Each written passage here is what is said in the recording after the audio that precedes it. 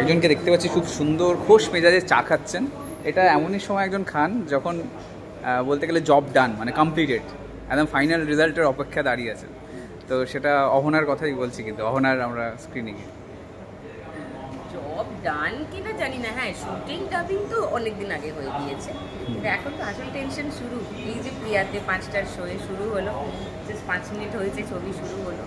অনেক মানুষ এসছেন নিচে, অনেকজন মহিলার সঙ্গে দেখা হলো, আমাকে দেখে বললেন আপনার ছবি বলে ফার্স্ট ডে ফার্স্ট শোতে বরকে দিয়ে টিকিট কাটিয়ে এসেছি, কিন্তু জানতাম না আপনার সঙ্গে দেখা হয়ে যাবে। এইটা শুনে আমি কি খুশি হয়ে গেলাম ভাবতে পারবো। দেখা যাক দর্শক কি করে। আর একটু লালে লাল দেখছি লুকটা, চশমার ফ্রেম থেকে শুরু করে শাড়ি, এটা কি ভাবনা ছিল আজকে? না না, কিছু ভাবনা ছিল না, এমনি তাড়াহুড়ো করে যা হাতের কাছে পেয়েছি পরে চলে এসেছি। তাড়াহুড়োতে এত সুন্দর তো দেখা যায় না।